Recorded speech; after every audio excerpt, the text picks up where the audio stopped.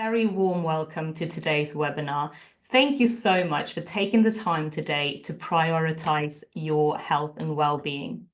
Now, let me just make sure that I've got my sound. It's all on. Very good. My name is Carin Söderberg, and I'm one of the wellbeing coaches here at Wellbeing People. Now, today we are going to focus on our sleep for today's webinar, a topic that is so important to all of us, but that so many of us tend to struggle with. So we're going to look at, how we can make sure that we get enough hours of sleep and how we can increase and improve on the quality of that sleep as well. And why all of this matters so much for our general health and well-being, and the impact it has on our energy and our productivity throughout the day, whether that's in our private life or in our work life. So we have a really wonderful guest speaker with us today. And before I introduce her, I just want to mention that the session is being recorded, and you will have that recording available to you later as well. It is one way, so you will be able to just see and hear me. Hopefully you can hear me now, but we can't hear and see you. So please utilize the chat function whenever you want to post any questions throughout, and we'll make sure we try and get to as many of those as possible. If you are happy for everybody to see your comments, then just post to everybody. But if you'd prefer your comments to be anonymous, then just make sure you tick in the drop-down bar in the chat function to make sure it's just for hosts and panelists, and we will keep your comments anonymous. Right, well, let's get started then and hop straight into today's issue and the topic of today. We're going to we're keeping it to 45 minutes to respect everyone's time. So we want to get to the main point right away. So I would like to welcome Dr. Chasser. She's a senior sleep consultant and co-founder of the Sleep Project, to join me now. Hello. Welcome, Caitlin. Thank you so much for joining us today. Now, before I hand over to you, I just want to pause for a second here and share the welcome poll with you. I just asked a very simple question. Do you currently feel that you get enough good quality sleep? And in our audience at the moment, 84% are saying they're not getting enough sleep. And of course, you know all of this already, and that's why we are here today to try and tackle that a little bit. So let me close down that poll and get started into the topic. So Caitlin, first of all, can I ask you to please just introduce yourself to the audience? Yes, of course. And thank you for having me here today. And it's a delight to be talking about my favorite subject. And the poll results, even though those numbers seem really high, they're not surprising to me. There was a recent study done by the Nuffield Trust looking at people in the working environment, and it said 74% of working adults thought they weren't getting enough good quality sleep. So obviously a little bit higher, a self-selecting group, but actually we know that this is a big problem, particularly in working adults. So a little bit about me and my background. So I'm a doctor by training. I've been practicing for more than 20 years. I started in hospital medicine, then moved into general practice, and then became really passionate about sleep, actually inspired by my own sleep journey. About 12, 13 years ago, I was going through a particularly stressful period of my life, and I was finding I was awake repeatedly at 2, 3 in the morning. I would be driving my husband mad, tossing, turning, opening the window, getting up to pee, coming back again, fidgeting, having conversations about anxieties and things that might be going through my mind in the middle of the night with him or just with myself. And I think those probably are themes that people in this audience are familiar with, that feeling of being awake, not knowing what to do with yourself, and really struggling to find the solution. And having been practicing for a long time at that point, I stopped and thought, I must have the solutions already. Let me think back on my training. And I did this kind of review of my own medical education and realized that throughout all of my training, I'd had almost no training on sleep. that they hadn't taught me about the mechanisms, what happens when sleep goes wrong, how to fix it. The only things that I've been taught about were sleeping tablets, obstructive sleep disorders of breathing, and a little bit about kind of antidepressants and drugs that could be used to get people asleep when there was other things going on. And I knew that wasn't what I needed or the solution for me. And so I went on this big journey of discovery, looking at the science behind sleep, what the natural mechanisms are that instigate sleep, and how I could use my training as a doctor, but also my experience within sort of holistic medicine to try and figure out how to do this. And became a trained CBT-I therapist, eventually ended up building the sleep project with some colleagues after I saw what a real problem sleep was in other people's lives as well. And it was so transformative. My relationship with sleep completely changed to the point now where I am a good sleeper. I don't worry about sleep. I fall asleep, I stay asleep, I feel refreshed in the morning, and my quality of life and my mental health in particular is so much better because of it. And I really felt passionately that I wanted to get that message to other people, because repeatedly I was seeing people who weren't talking about their sleep. It takes on average 6 years for someone to get a diagnosis of insomnia. That's a long time living with poor sleep. For many people, it can be longer. And in my work treating sleep conditions, I often see people who've had 20, 30 years of sleep problems, maybe a lifetime. And their relationship with sleep, just like-minded, can change. And I think if anyone listening is suffering with poor sleep, and they take away one thing from this webinar, is that it is possible to change your relationship with sleep and to achieve good sleep. And the first step is recognizing that and then starting to do things about it. You mentioned two really important things there. And the first one was that there was a period in your life when you were not sleeping well. And that's a big thing, right? Because, you know, for me, I'm lucky to say that I don't have problems with my sleep. I tend to sleep well. I don't have ongoing problems, but there has obviously been times in my life, like having, you know, young children, when you don't sleep for very well for a few years, or there have been other times in my life due to various, you know, health reasons that has disrupted my sleep. So it's a positive then that we think that, you know, it could be a temporary time in our life. But I suppose for people who live with insomnia for really, really long periods of time, it really, as you said, it takes a toll on your well-being and your mental health. Absolutely. And they've done studies looking at the impact of poor sleep. And from a quality of life perspective, the impact of insomnia and poor sleep is equivalent of having end-stage cardiac failure.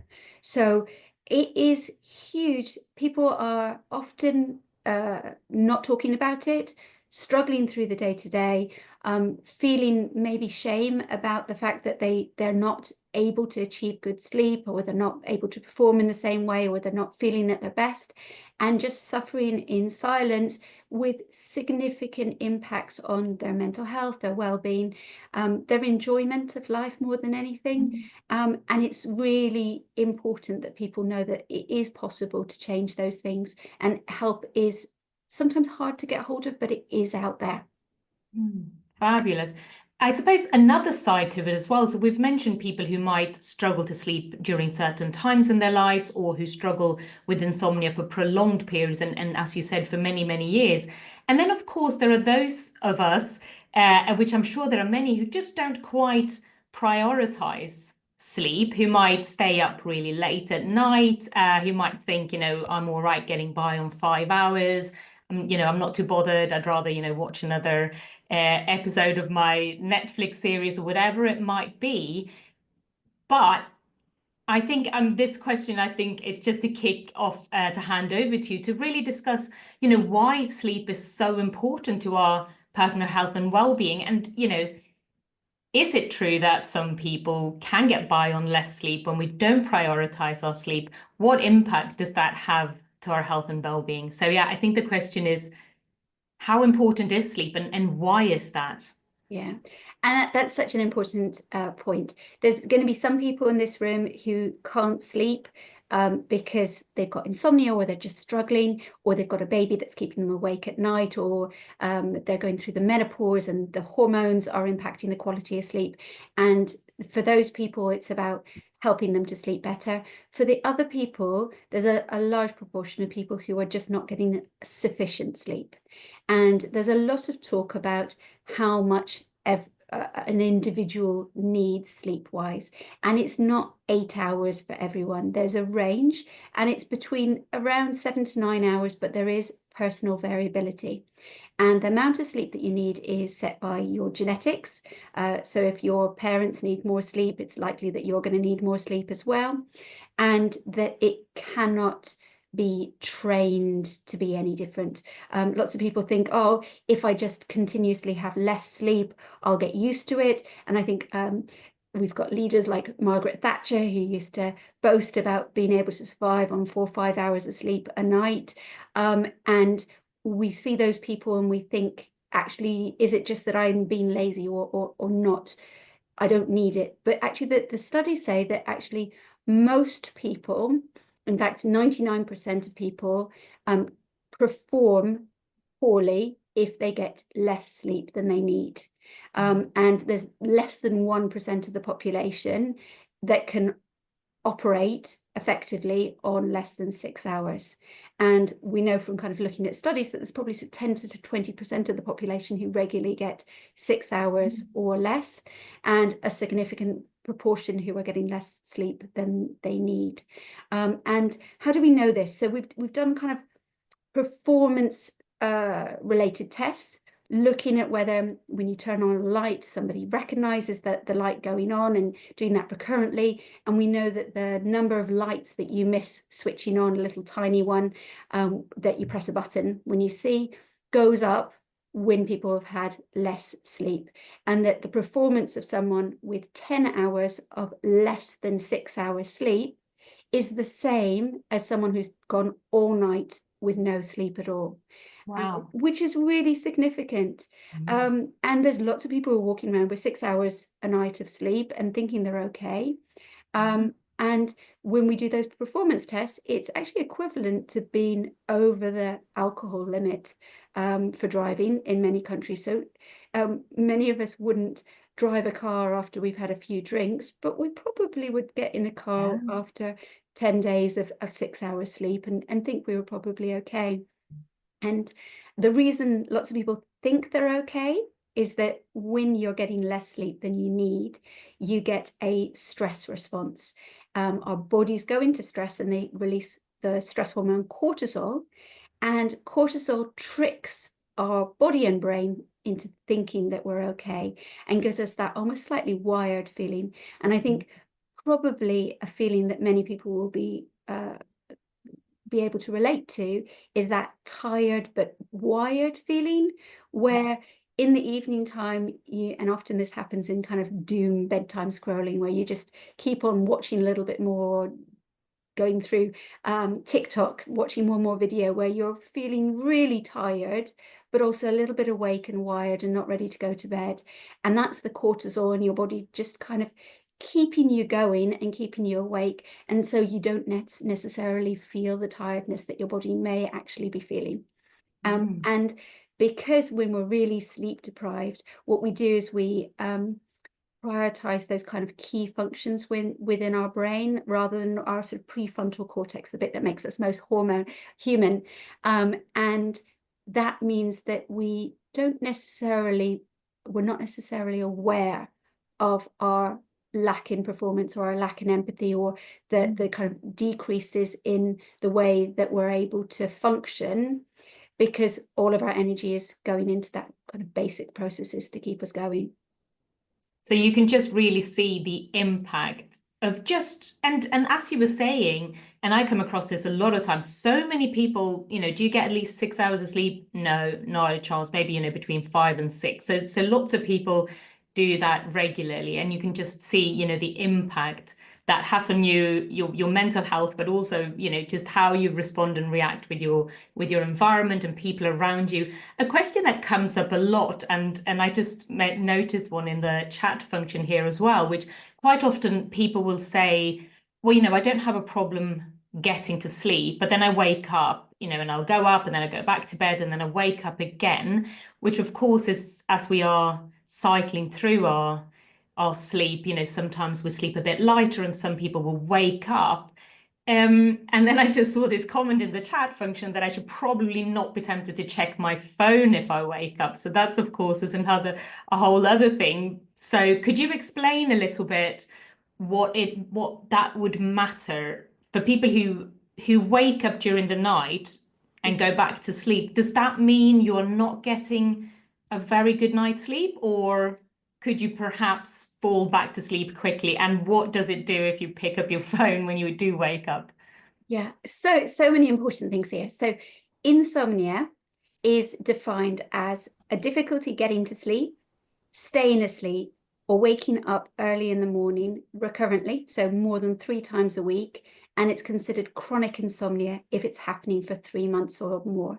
So some people have a sleep onset problem, so they have difficulty getting to sleep, and a lot of people have a sleep maintenance problem, so staying asleep through the night. And insomnia is what's called a hyperarousal state. So your brain, instead of switching off and going to sleep, is almost still firing and not allowing you to go into those deeper, more restorative stages of sleep.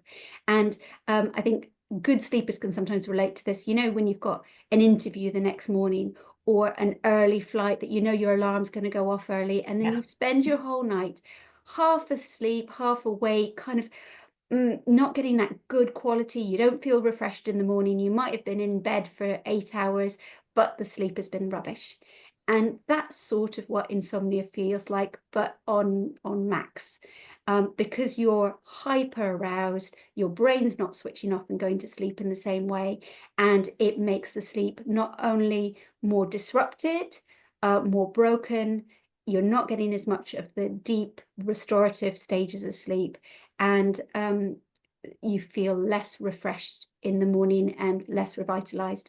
And so part of what we do when we're trying to treat insomnia is try and reduce that kind of hyper arousal, hyper awake state and get people into proper sleep states. Now, waking up in the middle of the night is normal. So we normally go in and out of different sleep cycles. So each sleep cycle lasts approximately 90 minutes, and we go into light sleep, deeper sleep, then the deeper sleep, then into dream sleep, and then we wake up again. And in between each of those cycles, we wake up briefly, check our environment, make sure that it's safe, and then go back into sleep again. And the reason for doing that is from a evolutionary perspective, being asleep is a dangerous stage. We're less aware of our surroundings, something can come and attack us or eat us, and particularly the deep sleep and the dream sleep, we're less aware of our surroundings, and if something walks into our room, we might not be aware. And so we check our environment, make sure it's okay, and then go back to sleep. And when we're young, we tend not to remember those wake-ups in between, but as we get older, or if you have a sleep problem, sometimes those wake-ups can be more significant. Sometimes we can be awake for long periods in the middle of the night. But sometimes it's just that you go for a wee or open the window and you come back to sleep again. But when they start becoming longer and more difficult to get into the next sleep cycle, then that's when actually you need to think about it. And the problem with looking at your phone is often it's arousing in itself, that you kind of often what happens, you look at your phone, you see what time it is, and the natural thing is you do a little bit of maths. How many more hours do I have in bed? What's going to be the consequences? Oh my goodness, I've only got 4 hours till my alarm goes off. And you then end up creating this stress response that actually makes it even harder to get back to sleep. So from an evolutionary perspective, we are designed that when we are in this sort of sympathetic stress response, we prevent sleep by design.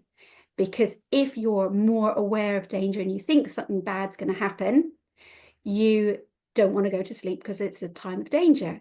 But we've got what's called an evolutionary mismatch, because our stress response is now being triggered by an email from work late at night, or a social media comment that we're feeling conscious about, or that calculation in the middle of the night of, oh my goodness, I'm not going to get back to sleep and I've got to function tomorrow and I don't know how to do it. And as soon as that stress response happens, sleep is blocked. We start to worry. We end up doing what's called ruminations. We go round and round and round in our heads, and it's really difficult to turn off those thoughts and get back to sleep. And it's really, really hard, but actually, if possible, no clock faces in the bedroom that you can have a look at. And if you wake up in the middle of the night, you just say, it's okay, whatever time it is, I will either try to get back to sleep, and if it works, great. If it doesn't, then the best thing you can do is get up out of bed, do something different till you feel sleepy again, to almost break that connection between your bed being this frustrating place where you can't sleep, and that kind of effort to get to sleep. You have to switch off that effort. And often I say this to people and they go, what, I have to get out of bed when I'm feeling so tired? Often it's not a long-term thing. It's just to try and break that habit. And when you feel sleepy again, you can go back to sleep. And sometimes when people are waking up in the middle of the night, it's because they haven't prepared the kind of ground their body and mind as well as they can for sleep, or they might be going to bed too early, or their sleep pressure might not be at its optimum, and that can impact waking up in the middle of the night. And there's other things that can do it as well. So we know that physical pain, menopause, and worrying about things are very classic reasons for waking in the middle of the night, and sort of any chronic illness again can cause that. And once you're awake, it's then more difficult to switch back off and go to sleep. And it makes, sorry, it makes absolute total sense, doesn't it? With that stress response and our old caveman brains who are just trying to keep you alive. And of course, most of us have probably been there, even if it's a short period of our lives, when we have things to worry about, everything just becomes a bit exacerbated in the middle of the night. And of course, once that stress response kicks in, it's very difficult to switch it off again. That makes absolute sense. Now, I know we will want to get to the details of, what actions we can actually take to sleep better. But I think, Caitlin, you have a sleep deficit calculator you might want to share with us, that people can have a look at and see. Yeah, absolutely. Let me just put that up for you. Bear with me 1 second. And this, I think it's one of those things where there's different people who might want to respond to this in different ways. Because if you're someone who has insomnia and struggles to get to sleep and stay asleep, thinking about your sleep debt and the impact of your sleep debt can add even more pressure to getting to sleep, and make the situation worse. And for those people, actually getting sleep therapy, getting sleep help, relearning how to sleep easily is really important. The sleep debt calculator is more for the other group that don't necessarily prioritize their sleep and need to think about giving themselves sufficient time in bed.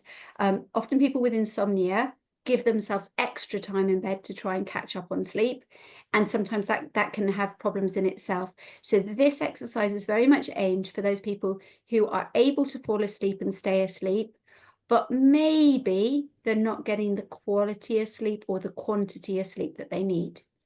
And so this is working out what your sleep debt. And as I said, everyone has a specific amount of sleep that they need. On average, it's around 8 hours. Women in general need a bit more sleep than men, maybe even up to an hour more sleep. And women in general are more prone to sleep problems on top of that. So that's just something to keep in mind. And so I want you to have a think about how much sleep you need. And the best way to do this is think about when you're on holiday. a really lovely, relaxing holiday, ideally one where there's no wild activities, there's nothing that you need to do, you don't have any screaming children or responsibilities, and maybe not your first or second night, but maybe your third night when you've caught up on sleep and you go to bed and you sleep in as long as you need, and then you wake up refreshed in the morning. How much sleep is it that you need at that point? And that kind of lovely holiday sleep where you go to sleep and wake up refreshed in the morning, that probably is the amount of sleep that your body needs. And I know for me that it's probably about 8 hours, maybe 8.5. And then what you need to do is think about how much you get on an average night. So we're in the middle of the week now, and I think most people tend to get less sleep during the week. But if you think about last night, how much sleep did you get last night? And then take your sleep need. So my 8.5 hours, how much you got last night. I think I got about 8 hours last night. And that would give me a 30-minute deficit. And then you times it by 7. So for me, over a week, it might be 3.5 hours of sleep debt that I'm accumulating. And some people sort of pay that back at the weekend. Some people never pay it back. And it's very difficult to catch up on sleep. We know that probably only 30% of your sleep debt you can ever kind of make up, because it's just difficult to get. So if every night, I was traveling last night, so and in someone else's bed, so I didn't sleep as well as I would normally do, and so probably my sleep debt's a bit less over the week, but that 3.5 hours, even if I had a lie-in at the weekend, it would be really difficult to make up that full amount over the week. And so what's useful for everyone to look at is what sleep debt are they accumulating? And we know that if on average you're getting more than an hour of sleep debt per week, an hour per night, you're probably increasing your mortality by about 11%. And if your sleep debt per night is on average more than 2 hours, you're probably increasing your mortality by more than 13%. And so I don't know whether anyone would be happy to share their sleep debt in the chat. But I would say normally when I do a lot of corporate business talks about sleep, and I would say on average, we're talking 10 to 20 hours of sleep debt for individuals in that kind of high pressure corporate environment. And we know that, as you mentioned, this modern living, lots of lights, has a big impact on our quality of sleep, our abilities to switch off at the end of the day. And if we're on stress mode all day, our nervous systems find it really hard to switch off at the end of the day and get the sleep that they need. Wow, that's a lot of sleep that we're all missing out on. There is a question there: is there such a thing to fully catching up? And just a quick answer then, and we move on to what we can actually do to support our sleep. I know we can talk about this for hours and hours, but is it possible to not get your sleep during the week and then sort of catch up on that over the weekend? Yes and no. So this is one of the things I'll be talking about. Our circadian rhythms, our body clocks, and sleeping in line with our body clocks is very, very important for our overall health.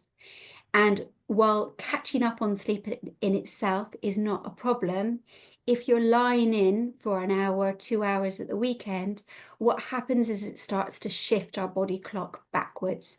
So if we lie in for an hour or two on Saturday morning and the same on Sunday morning, by the time we get to Monday, our body clock is 2 hours out of sync with where we should be during the week. And so normally we get this lovely sort of burst of hormones in the morning that helps us to wake up and feel refreshed and not get that groggy feeling. But if it's happening 2 hours after our alarm goes off, it's not very helpful for waking up in the morning. So if you want to feel well, being consistent is really important. And so in an ideal world, and it's not possible for everyone, to try and get the right amount of sleep opportunity in every day during the week, and be consistent with their sleep, and try not to sleep in more than half an hour or bring their bedtime more than half an hour forward each day or evening. Quick question there.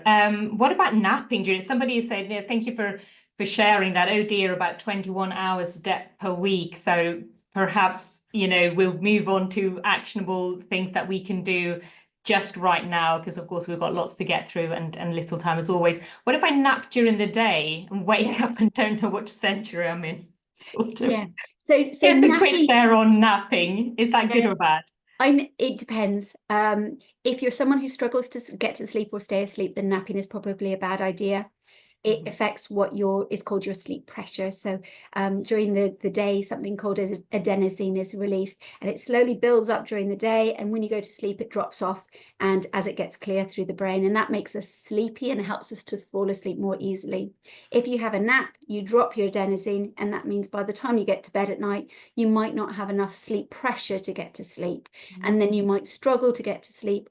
Or, like this other person was saying, you might wake up in the middle of the night because you haven't got enough sleep pressure to get through the night. So if you're someone who struggles with sleep, I would either not nap or keep your naps really short, so 20 to 30 minutes at most. And if you don't want to feel groggy with a nap, doing short power naps can be really helpful, because what it does is it means you never get into the deep stages of sleep, and it's waking up from the deep stages of sleep that makes you feel really groggy. Fabulous. Thank you so much. And thanks for sharing that slide, Caitlin. And I know we will be able to see all of those when you visit Caitlin's website as well later on. But let's move on to talk a little bit about, all of those of us who struggle with our sleep. What can we do? What can we start doing today to prioritize our sleep and to also just get over some of those problems that people struggle with? Yeah, absolutely. So there's some simple things that we can do, and I think at the Wellbeing People, you were very focused on the idea that actually making small changes is really important. I absolutely believe that when you're making changes, don't try and do all of these things on my list. Think about the ones that are most impactful, the ones that are going to make a difference to you, and maybe change one at a time. Celebrate that success of doing it and getting it right, and then move on to the next one. When we have habits and behaviors, it's almost like roads or paths in our brain. And the more we use those pathways, the kind of more they turn into motorways, and the easier it is to do that habit. But actually, the first step of starting a new habit is hard. When I was learning about sleep and the wonderful Prof. Gradisar who taught me about CBT-I, he was saying, try some of these yourself and make sure that you know what it feels like to make changes, because it's hard. And don't ask people to do everything, and because they'll fail. And when you fail, that doesn't feel good. Choose one and do it right. And start small. So very good advice. Yeah, and I know that's all about what you guys we're all impatient for change, aren't we? And we want to do it right and change everything right away, but then it just becomes another stressor to worry about that might keep us up at night. So the next thing is think about the environment, and this actually makes a big difference to sleep quality.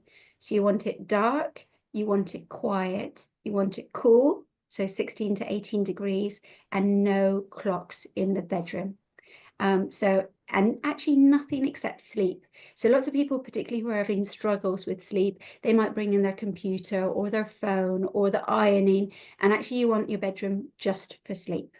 The second thing is to get bright light and sunshine in the morning.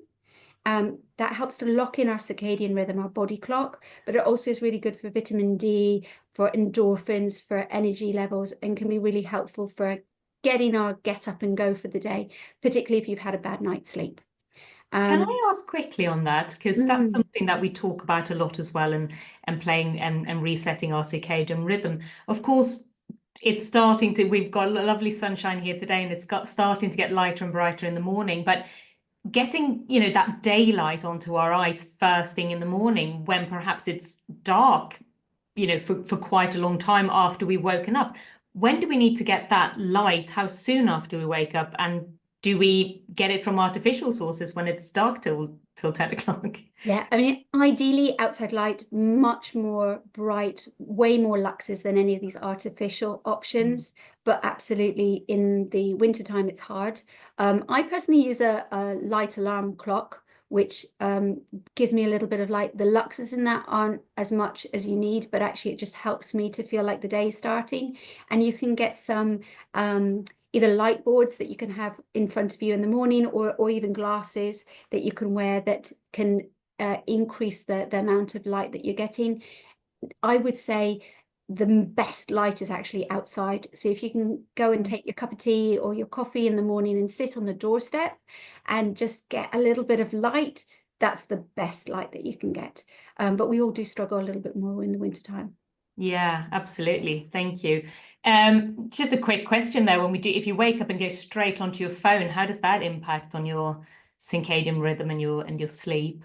So the amount of light that you get from your phone, it does seem to decrease your melatonin levels, but it doesn't seem to, in laboratory experiments, impact your sleep. And so the light itself from our phones isn't a big thing. There is an argument that our nervous systems, when we wake up, do much better if we wake up slowly and gently, and the looking at our phone can be problematic, partly because it's an addictive thing, the dopamine hit. Yeah. And sometimes anyone who has young children and you give them TV in the morning, sometimes they can wake up earlier and earlier for that kind of TV experience. And I think as adults, almost looking at your phone first thing almost can do the same thing. You're seeking that dopamine hit first thing in the morning. And so in an ideal world, I would say try and leave your phone in a different room, have a slow wake up. I think bedtime and having a nice bedtime routine is more important than the phone in the evening. But I think if you can manage it, keeping your phone somewhere else is ideal. Yeah. So we've done environment, sunlight in the morning, making sure you don't have too much caffeine in the afternoon. And remember that 1 cup of coffee takes 6 hours for half of it to leave your system. So I would say have a cutoff about 3 in the afternoon. Consider how you use technology in a kind of way where it's purposeful. So if you want to watch something on your phone and you enjoy it, great. But if you find that actually you're checking emails or you're commenting on social media and getting stressed, that's not good for winding down for bedtime. So use technology in a purposeful way. And some people find that if they turn off the Wi-Fi at a certain time, that really helps them with that wind down routine. And that takes us on to kind of the next one. Bedtime routines work really well for kids, but they also work really well for adults. Yeah. So you talked about the melatonin and light. Dimming the lights, going to side lamps is really important. Yeah. Having an hour or 2 before bed where you start to switch from that work mode to the sleep mode. And some of the things, the kind of biological hacks that we can do to help switch us into that sleep mode are, for example, breath work. Meditation and mindfulness. And there's one that actually after this webinar, I'll give people a link to, called the body scan. It's used by Navy SEALs to help switch off the mind to be able to enable sleep during battle. So that's like an ultimate sympathetic stress response. And then you're able to switch the body into that parasympathetic rest and digest state. And tools like that used before bed can be really helpful.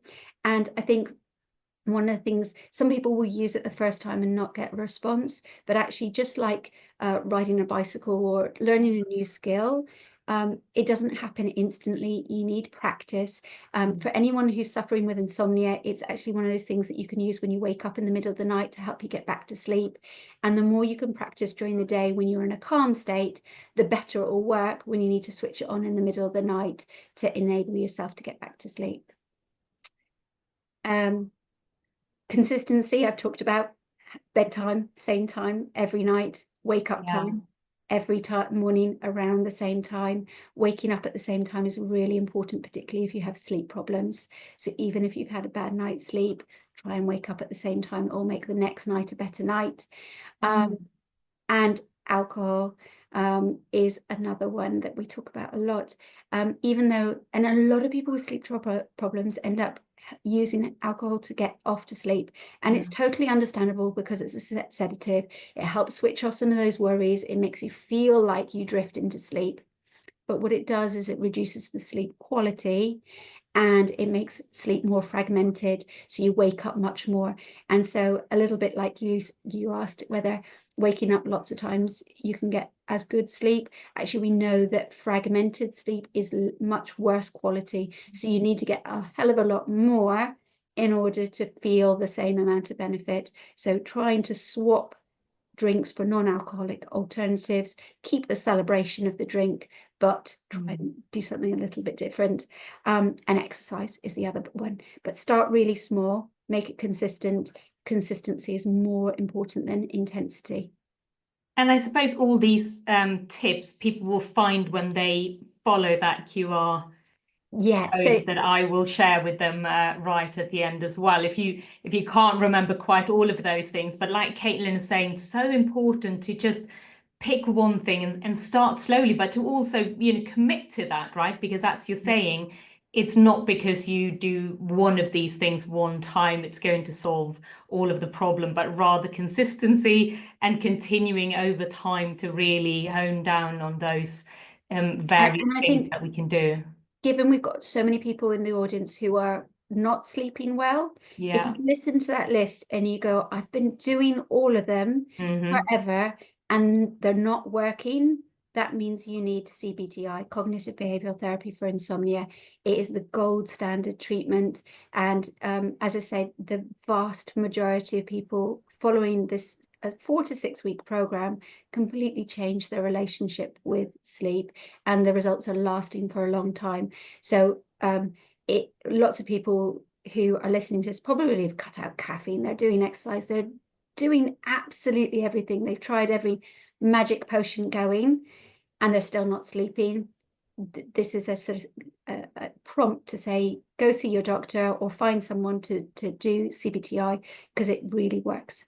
There is a point where you might need some professional help and support to really focus on your sleep if you've got problems that are continuing going on for a long time.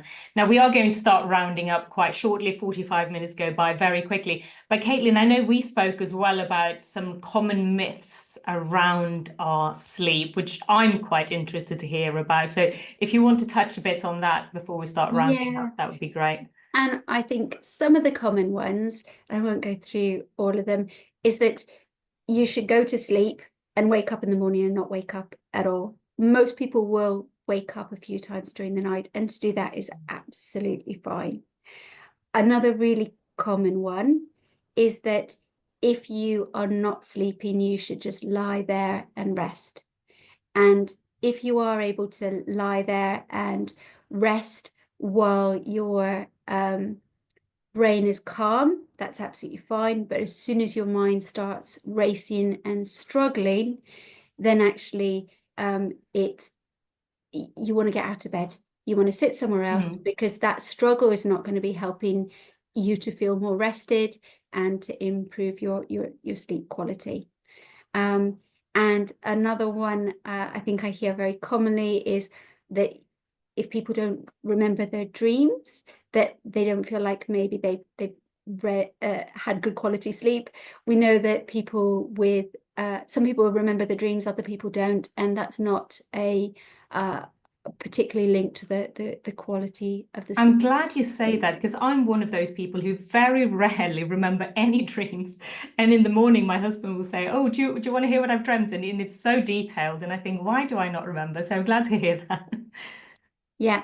And some people think about the quantity of sleep being more important than the quality.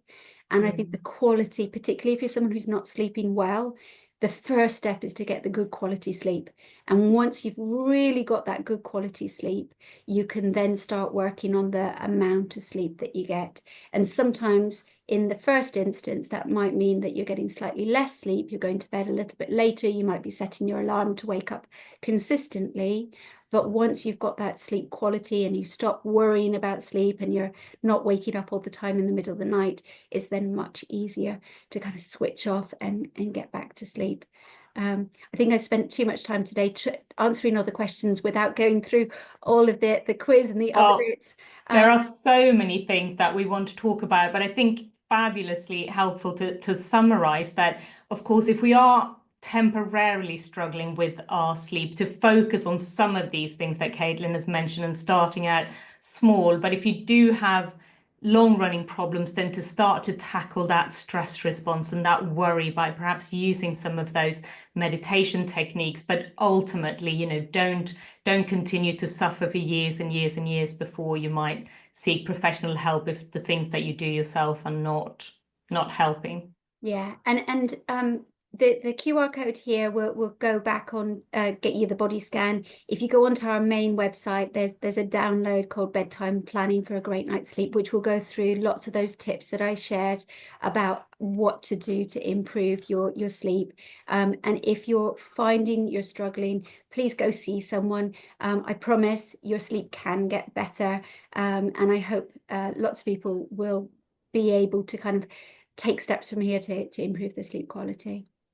Fabulous. Caitlin, thank you so much. Of course, there is a wealth of knowledge there. So many things that we might want to discuss that we just don't have time for today. But do use that QR code that is up on your screen at the moment. Follow that to the Sleep Project's website, and there will be lots more information for you to explore and delve further into your sleep issues. But thank you so much to everybody for taking their time out today to join us. I hope you found that beneficial. Thank you for taking the time to post on that feedback poll as well.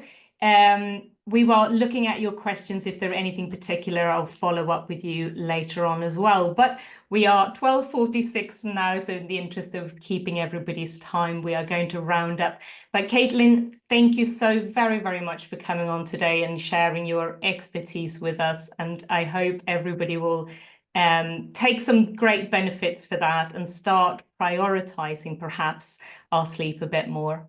So thank you so much. And people, please do feel free to reach out, send me an email, ask questions if you haven't had a chance to.